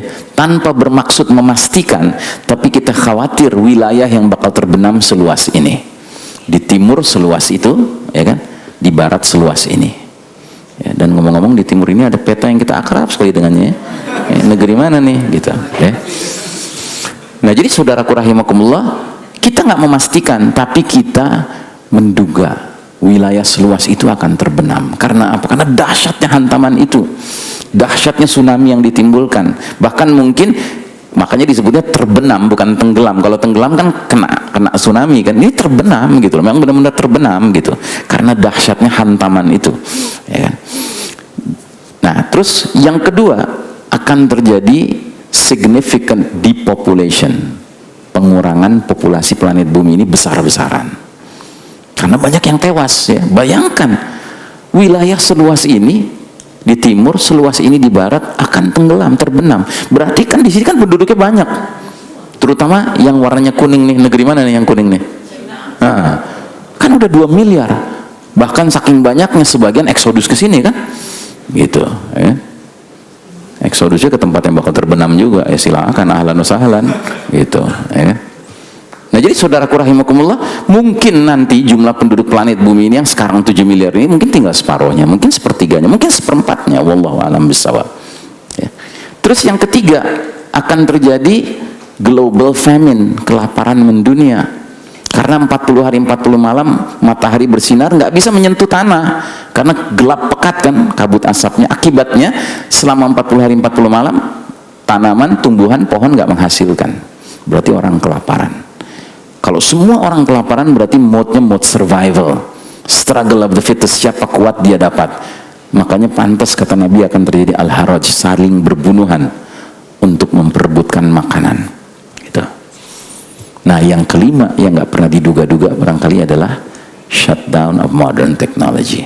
Teknologi modern wassalam, wassalam komputer, wassalam handphone, wassalam listrik, AC, motor, mobil, pesawat udara, wassalam satelit, wassalam. Apa penjelasannya? Sederhana. Batu segede gitu bergesekan dengan udara dengan sekencang itu ya, kecepatannya pasti timbul induksi. Satu. Kedua, tabrakannya itu sendiri yang menurut seorang ahli fisika akan merubah sifat besi. Besi itu nanti jadi lengket, Pak. Sehingga instrumen yang terbuat dari besi walaupun sederhana tapi sedikit aja ada kerumitannya itu nggak bisa berfungsi. Contohnya apa? Sepeda ya, rantai dengan gearnya nempel, lengket gitu. Contoh lain lagi bedil. Bedil itu ada pelatuknya kan, itu nggak bisa. Saya sampai nanya sama dia, si ahli fisika itu, loh gimana nanti kan perang pakai pedang? Pedang kan besi, nah, pedang kan independen katanya, dia nggak rumit gitu ya. Nah jadi saudaraku rahimakumullah, shutdown of modern technology is inevitable, nggak bisa dielakkan, pasti terjadi ya. Dan ini sudah disampaikan oleh Nabi 15 abad yang lalu. Kata Nabi, wa uttum min haitsu bada'tum. 3 kali Nabi ulang-ulang kalimat yang sama, dan kalian akan kembali kepada kondisi seperti sedia kala. Kalian akan kembali kepada kondisi seperti sedia kala. Kalian akan kembali pada kondisi seperti sedia kala. Para sahabat dengar ini nggak ngerti, nggak paham mereka kembali kemana gitu, ya kan? Tapi mereka amanah, pokoknya nggak ngerti, sampein aja kepada generasi berikutnya, disampaikan lagi, sampai ke kita sekarang. Nah sekarang kita dengar ini, ngerti kita apa yang mungkin terjadi. Tapi setelah ngerti mau apa? Mau percaya lalu mempersiapkan anak istri, atau mau skeptis, meragukan? Ah Ustadz Ihsan jangan berlebihan gitulah Ustadz. NASA sudah bisa mendeteksi Apophis, pasti NASA sudah punya langkah-langkah preventif lah untuk nggak nabrak planet bumi kita ini. Nah ini kan yang ragu kan gitu. Berarti udah masuk lubang biawak kan? Udah masuk lubang biawak. Mungkin yang kayak gini ini kalau sholat masih sama dengan kita Pak, bacanya surat Al-Ikhlas juga, tapi begitu baca Allahus Somad dalam hatinya teknologi somat, teknologi tempat bergantung ya. Nah kita nggak boleh bergantung sama teknologi. Percayalah, teknologi ini adalah satu barang yang ada dalam satu perjalanan saja, setelah itu nggak ada lagi gitu ya. Jadi nggak zamannya kita masih mentertawakan seorang ayah yang serius mendorong anaknya belajar memanah, berkuda, berenang, karena itu perintah Nabi. Nggak usah sok modern deh menafsir-nafsirkan, Ustadz itu bukan benar-benar memanah, Ustadz belajar nembak gitu. Itu bukan benar-benar berkuda, Ustadz belajar bawa tank, belajar bawa pesawat udara. Oh sorry, kita udah belajar tentang ilmu akhir zaman. Peperangan-perangan di zaman Pak Mahdi nanti nggak ada tuh. Mahdi pakai roket, pakai apa, nggak ada. Bahkan Isa alaihissalam membunuh Dajjal pakai apa? Pakai tombak gitu. Ngerti ya? Nah jadi saudara sekalian rahimakumullah, Syekh Mubayyad dalam kitab ensiklopedia akhir zaman justru berpendapat shutdown of modern technology it's not bad for the Muslims, it's good for the Muslims. Kenapa? Karena tiba-tiba kita bisa istirahat Pak. Istirahat dari apa? Dari sebuah perlombaan yang nggak kunjung bisa kita menangkan, perlombaan mengejar ketertinggalan teknologi dari orang barat ya. Udahlah, nggak usah mimpi deh gitu. Nggak mungkin kita mengejar ketertinggalan itu. Kenapa nggak mungkin? Karena mereka nggak akan rela. Kita punya 1000 Habibie, kita kirim 500 ke Amerika, 500 ke Eropa, nggak mungkin tuh balik-balik mereka bisa menguasai teknologi mengalahkan orang Barat. Kenapa? Mereka nggak akan rela ngasih tahu semuanya. Ngerti? Berarti harus Allah turun tangan langsung. Itu mencegah ini berhenti, selesai sama sekali. Dan kita insya Allah umat Islam di negeri-negeri Muslim yang relatif negaranya kebanyakan negara berkembang kempis, ya kan, kita ini sudah terbiasa, ya kan. Kalau mereka di Amerika, di New York, di London, ya kan, di Tokyo, kalau mati lampu Pak 5 jam mau panik Pak, bursa efeknya panik, ya kan. Kalau kita di sini masya Allah udah dilatih sama PLN ya 10 jam mati, ya kan. Kita sabar, kita kumpulin anak-anak kita, ayo nak store hafalan, gitu kan, jelas kerja kita. Gitu ya. Nah, jadi saudaraku rahimakumullah, ini yang harus kita antisipasi ya. Dan dengan demikian berakhirlah kajian kita mengenai mewaspadai tanda-tanda besar kiamat ini ya. Dan ada satu lagi yang perlu saya sampaikan, Abdullah bin Mas'ud sampai menggambarkan ketika zaman Al-Mahdi nanti perniagaan dan jalan-jalan sudah terputus. Artinya apa? Sudah shutdown of modern technology ya, karena memang kemunculan Al-Mahdi setelah Dukhan, ya kan. Coba lihat tertib urutannya. Al-Mahdi itu muncul setelah terjadi pembenaman bumi di timur, terjadi pembenaman bumi di barat, baru Al-Mahdi muncul gitu. Nah, dan karena kita tahu Al-Mahdi muncul setelah shutdown of modern technology, berarti kita harus sudah mulai barangkali serius mendiskusikan dengan pasangan hidup kita atau dengan keluarga kita, kira-kira jadwal hijrahnya kapan gitu. Karena kita punya kewajiban hijrah kalau Al-Mahdi sudah muncul. Fa idza ra'aitumuhu fabayyuhu walau habwan ala thalji, kata Nabi kita. Kalau kalian sudah melihat kehadiran Al-Mahdi, berbaiatlah kepadanya sekalipun harus merangkak-rangkak di atas salju. Al-Mahdi itu pemimpin apa pengikut? Dia pemimpin. Kira-kira kalau pemimpin muncul, pengikut berbaiat dengan cara pengikut mendatangi pemimpin atau pemimpin keliling dunia nyalamin pengikutnya gitu? Mana yang benar? Pengikut mendatangi pemimpin. Berarti kita wajib hijrah kemana Al-Mahdi muncul. Nah, Al-Mahdi itu muncul di baiatnya, registrasinya di mana? Di Mekah, ya kan? Berarti harus ada pemikiran kita hijrah ke Mekah. Kalau nggak sanggup ke Mekah ya ke dekat-dekat situlah, Oman kali, ya kan, Abu Dhabi kali, Kuwait kali, Qatar kali, gitu. Pendek kata jauh-jauh lah dari timur ya, karena timur ini nggak ada jaminan masih tetap di permukaan air ya. Nah, baik saudara sekalian rahimakumullah, kita cukupkan untuk hari ini. Demikianlah saya kembalikan kepada pembawa acara. Mudah-mudahan apa yang saya sampaikan tidak membuat Anda makan nggak kenyang, tidur nggak nyenyak, ya kan? Tapi semakin bergairah menghadapi dunia yang memang semakin dinamis ini. Demikianlah, wassallallahu ala nabiyyina Muhammadin wa ala alihi wa sahbihi wasallim tasliman, walhamdulillahirabbil alamin. Wassalamualaikum warahmatullahi wabarakatuh. Ya, barakallahu fiik Pak Ustaz. Selanjutnya ada yang mau tanya? Ya, silakan akhi.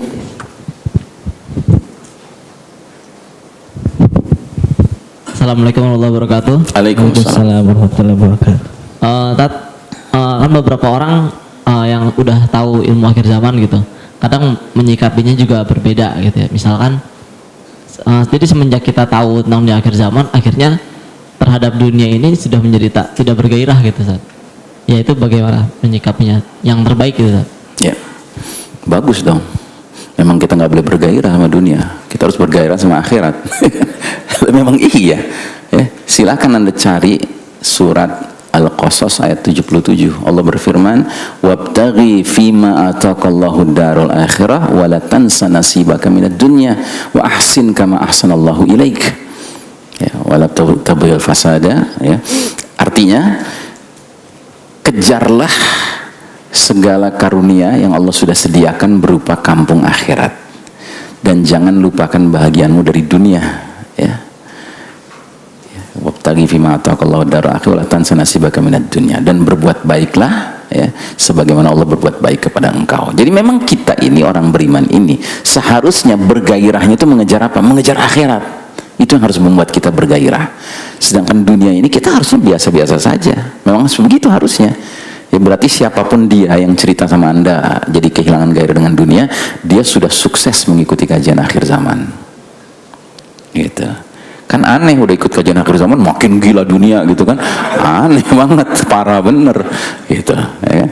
Memang harus jadi sadar gitu bahwa dunia ini nggak perlu kita gairahkan gitu. Yang harus kita gairahkan apa yang terkait akhirat, ya kan? Nah, Kalau bahagian dari mengejar akhirat itu berarti kita mempersiapkan diri menyambut babak kelima, berarti kita mempersiapkan diri dan keluarga kita, anak istri kita untuk menjadi bahagian dari pasukan Al-Mahdi, itu benar, itu namanya ngejar akhirat.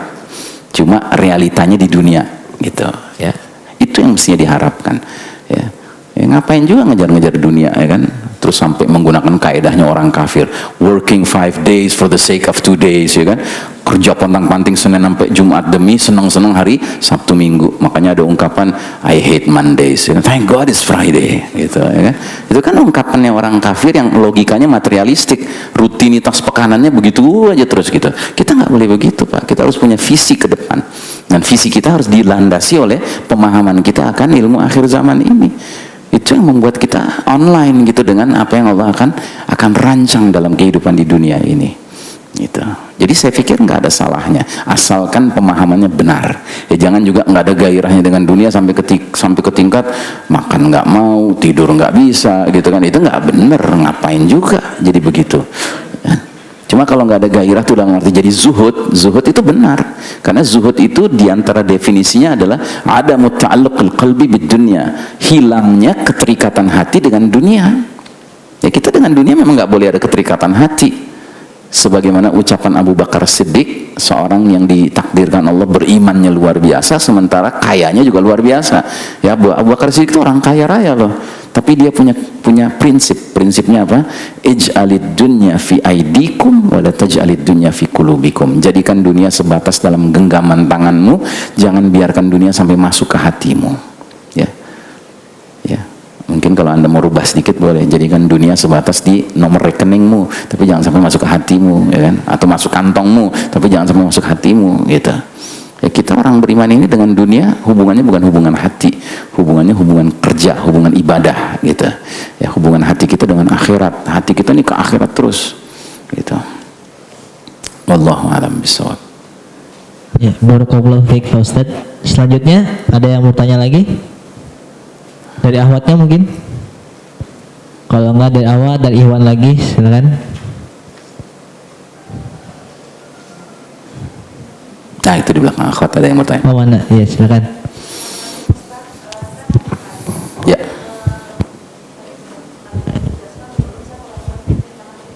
Coba pakai mic-nya Mbak, maaf. Menanyakan perihal hadis yang menyatakan bahwa umur umat Islam itu tidak lebih dari 1500 Hijriah ya Ustadz. 1500 tahun.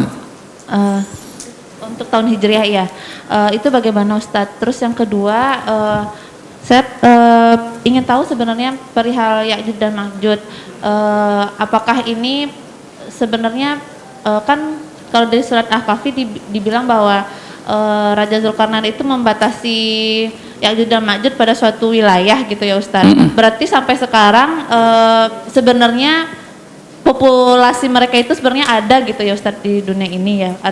Dan kira-kira maksudnya saya pengen tahu aja lebih dalam gitu, itu sebenarnya mereka tuh ada di mana dan seperti apa gitu, bangsa apa ya. Seperti itu. Terima kasih. Baik, ada dua pertanyaan ya. Pertanyaan pertama soal 1500 tahun umur umat Islam ya. Jadi memang informasi ini berlandaskan sebuah hadis, namun hadisnya derajatnya dhaif, derajatnya lemah ya. Nah, jadi karena hadisnya berderajat lemah, maka kita tidak boleh memperlakukannya sebagai sesuatu kebenaran yang kita imani sepenuhnya. Cuma sebagai wawasan boleh. Karena apa? Karena sebuah hadis jika derajatnya dhaif berkaitan dengan ramalan ke depan. Jika ternyata ramalan itu terbukti benar ya, maka kedhaifannya hilang. Karena dhaif itu kan urusannya dengan mata rantai pembawa berita hadis, bukan dengan teks hadisnya gitu. Teks hadisnya belum tentu salah, tetapi boleh jadi mata rantainya ada yang dianggap cacat oleh para ahli hadis gitu. Nah, jadi kita tidak boleh memandang 1500 tahun itu sebagai angka mutlak umur umat Islam itu berakhir di situ. Tapi sebagai wawasan silahkan saja gitu. Karena begini, ada 3 ulama juga yang melakukan upaya istimbat, mempelajari hadis-hadis tentang estimasi umur umat Islam, dan mereka sampai kepada dugaan angkanya ya. Dan ini bukan ulama-ulama sembarangan. Ada Ibnu Hajar al-Asqalani, ada Jalaluddin As-Suyuti, dan ada Ibnu Rajab al-Hambali gitu. Kalau Ibnu Hajar itu berkesimpulan umur umat Islam akan berakhir pada usia 1477 tahun. Kalau Suyuti 1476 tahun. Maaf, terbalik saya. Suyuti 1477 tahun, Ibnu Hajar 1476 tahun, sedangkan Ibnu Rajab 1400 plus tahun. Dia nggak sebut plus-plusnya berapa. Gitu, ya. Nah, kalau yang hadis saja kita mensikapinya seperti tadi, apalagi yang pendapat ulama tentunya dong, di bawahnya lagi kan. Cuma ini sebagai wawasan silahkan saja, bisa kita anggap sebagai sebuah patokan saja boleh. Karena apa? Karena kita punya prinsip dalam ilmu akhir zaman ini. Prinsip kita lebih baik keliru menyangka sudah dekat daripada keliru menyangka masih jauh gitu. Jadi katakanlah misalnya 1500 tahun itu akhir umur umat Islam. Ingat ya, bukan kiamatnya ya, tetapi akhir umur umat Islam. Berarti ditandai dengan apa? Dengan berhembusnya angin lembut tadi yang mencabut ruh orang-orang beriman kan? Kan begitu orang beriman sudah nggak ada, berarti berakhir dong umur umat Islam. Tinggal orang kafir saja kan? Gitu. Nah, jadi kalau ini benar 1500 tahun itu umur umat Islam, kita sekarang di tahun berapa? 1439 Hijriah ya. Ini bukan umur umat Islam 1439. 1439 itu semenjak terjadinya peristiwa hijrah.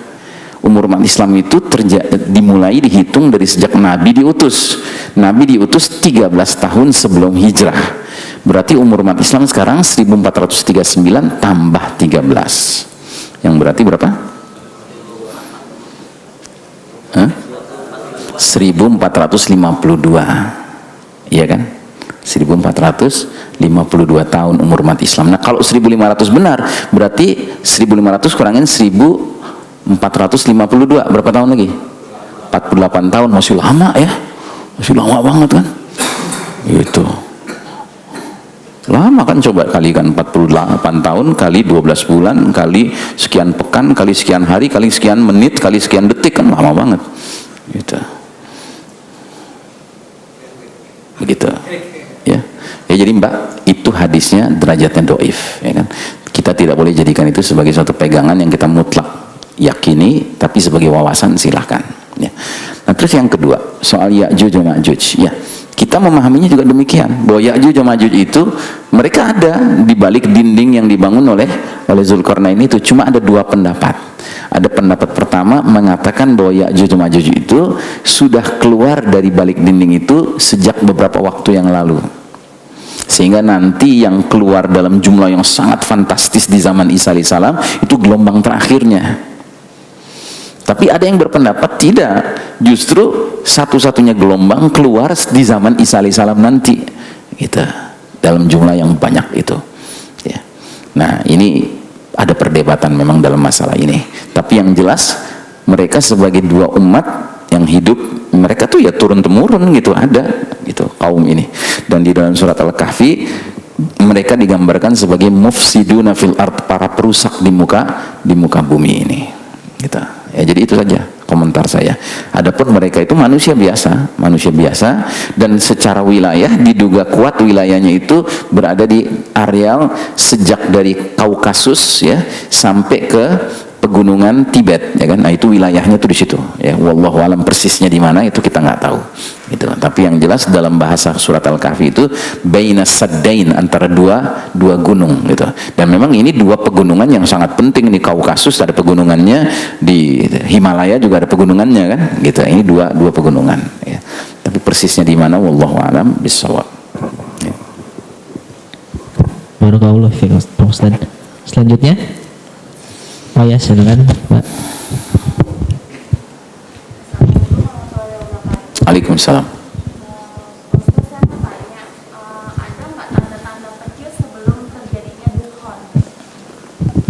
Ya, bagus sekali.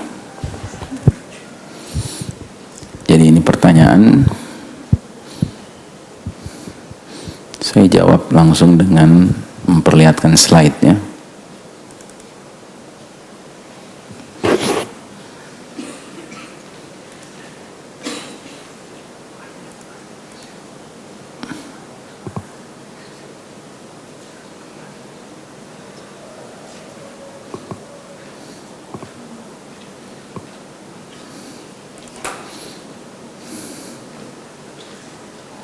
Ini Ini dia slide-nya. Dunia menjelang 10 tanda besar. Fi hadhil ummati khasfun wa maskhun wa qadhfun. Pada umat ini akan terjadi di akhir zaman pembenaman bumi, pengubahan rupa dan hujan batu. Ya. Jadi kalau kita perhatikan pembenaman bumi kan tadi termasuk tanda-tanda besar yang awal kan. Tanda besar nomor 2, nomor 3 pembenaman bumi di timur, pembenaman bumi di barat. Pengubahan rupa itu kaitannya dengan dukhan. Orang-orang kafir munafik berubah rupanya. Ya, karena efek dukhan. Sedangkan hujan batu itu berkaitan dengan dukhan juga. Sebelum terjadinya dukhan ada hantaman keras berupa hujan batu. Gitu. Nah, sahabat bertanya, kapankah itu terjadi? Nabi menjawab, bila 3 fenomena sudah marak, bidu wanita, musik, dan diminumnya khamr. Sekarang sudah belum? Sudah dan belum. Sudah kalau di negara-negara kafir itu sudah lengkap 3-3-nya. Tapi kalau di negeri kaum muslimin ya, alhamdulillah yang nomor 3 minum khamr itu masih malu-malu kucing kan gitu. Artinya di negeri muslim kan alhamdulillah masih ada aturan kan bahwa khamr itu dianggap ilegal kan begitu. Tapi pelan namun pasti ini kayaknya makin lama akan menjadi legal. Kenapa? Ya karena memang globalisasi. Ngerti? Ya. Penguasa dunia ini ingin memaksakan bahwa kalau khamr itu legal di sebelah barat ya di timur juga harus legal gitu. Boro-boro khamr menistakan agama saja sekarang ingin dianggap sebagai sebuah aturan main yang boleh di mana-mana dengan dalih apa? Freedom of speech, kebebasan berpendapat. Ya, jadi kayak apa namanya? Para penguasa dunia itu mereka nganggap Indonesia ini dengan aturan apa namanya menghina agama itu sebagai sebuah pidana, tindak pidana ini harusnya dihapuskan karena dianggap sebagai kuno ini. Ini kan harusnya kita sudah harus masuk ke dalam era freedom of speech, kebebasan berpendapat. Nah, termasuk kebebasan berpendapat boleh menghina agama. Emang agama itu apaan sih? Kan gitu. Maunya mereka begitu. Nah, jadi saudaraku rahimakumullah, di negeri kaum muslimin alhamdulillah terutama yang terkait khamr masih sulit gitu. Tapi pelan-pelan dia akan mengarah kepada legal gitu. Dan yang kita lebih khawatirkan lagi adalah katakanlah kalau Indonesia ini liberal ya, Indonesia liberal, sekuler gitu. Tapi ada negeri yang ada haramainnya, ada Mekah Madinahnya, ini trennya belakangan ini mengarah ke situ. Terutama dengan kekuasaan dari MBS. MBS ini putra mahkota yang sangat diberikan kekuasaan besar oleh Raja Salman, yaitu Muhammad bin Salman. Nah, si Muhammad bin Salman ini otaknya otak liberal. Ya. Dia sejak 1 Januari 2018, 1 Januari 2018, jadi masuk tahun 2018, dia sudah mulai mengeluarkan visa turis. Jadi sekarang Saudi sedang bergeser dari yang tadinya mengandalkan devisa dari minyak, sekarang bergeser devisa itu dari pariwisata. Sedangkan kita tahu bahwa industri pariwisata itu 11-12 dengan industri kemaksiatan kan? Gitu. Dan kalau mereka sudah ingin menerima turis, mereka harus sediakan fasilitasnya. Dan diantara fasilitas turis apa? Hotel harus berstandar internasional, bintang 4, bintang 5-nya, ya kan? Dan standar internasional itu kan bahasa umumnya Pak. Kalau bahasa hakikatnya standar Dajjal, ya. Artinya apa? Harus punya bar, harus punya minuman keras, menyajikan penyanyi wanita, bidu wanita, musik, ya kan? Dan sekarang tahun 2018 Maret ini, tanggal 1 Maret kemarin di Saudi dibuka lagi bioskop, padahal dulu bioskop nggak boleh. Di Saudi sekarang wanita boleh mengemudi sendirian, nggak perlu mahram, ya kan? Ini semua membuka celah ya, 3 hal ini ya. Makanya banyak yang sudah mulai khawatir ya, jangan-jangan ini ya, terjadinya dukhan jangan-jangan sudah dekat sekali gitu ya. Apalagi ada hadisnya yang mengisyaratkan bahwa dukhan itu bintang berekornya jatuhnya di bulan Ramadan ya. Makanya sekarang menghadapi Ramadan kita nggak cukup hanya bergembira menyambut bulan suci, bulan ibadah, bulan Quran ya, tapi kita harus waspas jangan-jangan bulan Ramadan ini terjadinya peristiwa dukhan itu, batsyatal kubro itu, hantaman keras, bintang berekor itu. Wallahu alam bisawab ya. Cukup kali untuk persiapan zuhur ya. Alhamdulillahirrabbilalamin, barakallahu fiik, jazakallahu khairan katsiran Pak Ustadz. Alhamdulillah kita telah membahas tema kali ini tentang akhir zaman. Mudah-mudahan kita mendapatkan ilmu yang bermanfaat dan dapat kita mengaplikasikannya dalam kehidupan kita. Ya, mari kita tutup dengan doa kafaratul majid. Subhanaka wa bihamdika asyhadu an la ilaha illa anta astaghfiruka wa atubu ilaik. Wassalamualaikum warahmatullahi wabarakatuh.